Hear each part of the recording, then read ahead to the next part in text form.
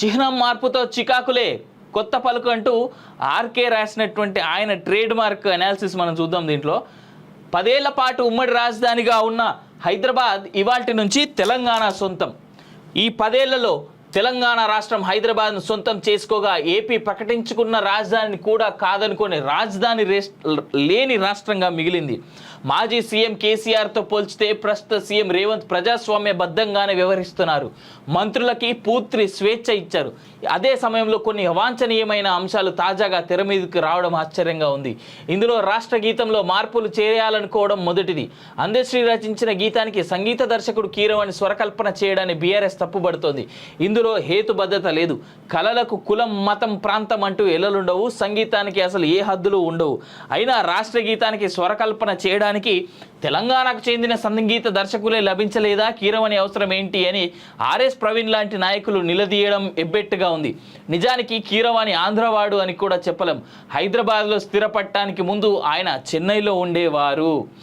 రాష్ట్ర దశాబ్ది ఉత్సవాల వేళ తెలంగాణ సెంటిమెంట్ను రాజేయాలనుకుంటున్నప్పటికీ ఫలితం ఉంటుందా?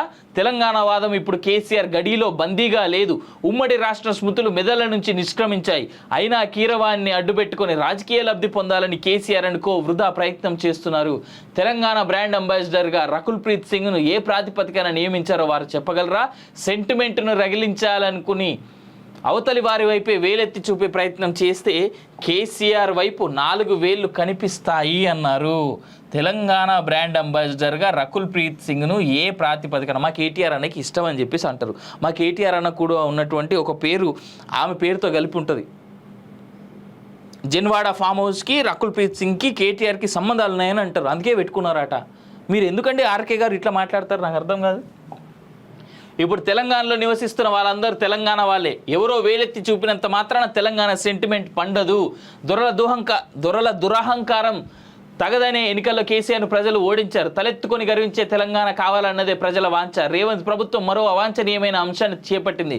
ప్రభుత్వ చిహ్నంలో మార్పులు చేయాలని రేవంత్ ఎందుకు భావిస్తున్నారో తెలియదు. కొద్దిమంది మినహా ప్రజలెవరూ ఈ మార్పు కోరుకోవడం లేదు. వాస్తవం అది. అధికార చిహ్నం వంటివి మార్చాలనుకోవడం వల్ల ప్రజలకు ప్రయోజనం కలగకపోగా ప్రభుత్వాలకు చికాకులు ఎదురవుతాయి. ఇప్పుడు రేవంత్ ప్రభుత్వం కొన్ని మార్పులు చేస్తే భవిష్యత్తులో వచ్చే ప్రభుత్వం మరికొన్ని మార్పులు చేయవచ్చు. ఈ ధోరణి వల్ల తెలంగాణ చిహ్నం ఎలా ఉంటుందో కూడా ప్రజలు గుర్తుపెట్టుకోలేని పరిస్థితి వస్తుంది. చిహ్నాన్ని మార్చినంత మాత్రాన తెలంగాణ చరిత్ర నుంచి కేసీఆర్ పేరును తుడిచి వేయలేరు. అది వాస్తవం. ఆయన అర్థం చేసుకోవాలి రేవంత్ రెడ్డి. చిహ్నాలు మార్చడం వంటి చర్యల వల్ల గత ఎన్నికల్లో చెతికిలబడిన బీఆర్ఎస్కు జవసత్వాలు కల్పించిన వారు అవుతారు. ప్రభుత్వాన్ని ఇరకాటంలో పెట్టే అవకాశం కోసం కేసీఆర్ సహజంగానే ఎదురుచూస్తారు. అధికారిక చిహ్నంలో చార్మినార్ను కూడా మార్చాలనుకోవడం ఎందుకో తెలియదు.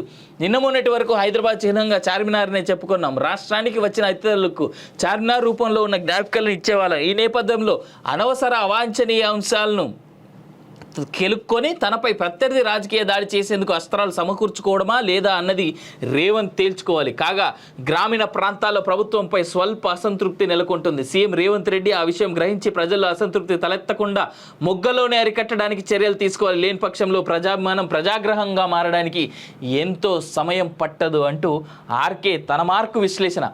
ఆర్కే గారు, మీరు రేవంత్ రెడ్డికి స్వయాన చాలా దగ్గర మిత్రులు, చాలా దగ్గర బంధువులు కూడా, కాబట్టి రేవంత్ రెడ్డికి అర్థమయ్యేలాగా మీరే చెప్పండి. ఇవాళ మీరు రాసినటువంటి మీ మార్కు యొక్క విశ్లేషణ ఏదైతే ఉందో రేవంత్ రెడ్డి ఖచ్చితంగా చదువుతాడు, లేదా ఆయన పిఏలైనా చదివి రేవంత్ రెడ్డికి దీన్ని చెప్పేటువంటి అవకాశం ఉన్నది. అట్లీస్ట్ మీరైనా చెప్పారు. ఇవాళ గవర్నమెంట్లో ఇప్పుడు ఆయన ఏదైతే ఈ లోగో మార్పు అనేటువంటి పెంట పెట్టుకున్నాడో అది ఆయనకి మంచిది కాదు, రాష్ట్రానికి మంచిది కాదని. దాంతోపాటు కేసీఆర్ గారికి వీళ్ళు అవకాశం ఇవ్వబోతున్నారు అనేటువంటి అంశాన్ని కూడా చాలా బలంగా మీరు చెప్పడం జరిగింది. అట్లే ఈ ప్రభుత్వం మీద ప్రజల్లో స్పష్టంగా గ్రామాల్లో పెరుగుతున్నటువంటి వ్యతిరేకత గురించి మీరు ఎత్తినటువంటి పాయింట్ ఏదైతే ఉందో చాలా సుస్పష్టంగా చాలా బలంగా కనిపిస్తూ ఉన్నది. దీన్ని గత కొన్ని రోజులుగా కాలోజీ టీవీ కూడా చెప్తా ఉన్నది. రేవంత్ రెడ్డి గారు మీ మిత్రుడే, స్వయాన మీరు ఆయన కలిసి కూర్చొని డిన్నర్లు ఇంకొక రకమైనటువంటి పార్టీలు చేసుకున్నారు. మీ మిత్రుడే క్లియర్గా రాసిండు. ఇప్పటికైనా గుర్తెరగండి. కాంగ్రెస్ పార్టీ నాయకులు కూడా దీన్ని రేవంత్ రెడ్డి దృష్టికి తీసుకుపోతే మంచిది.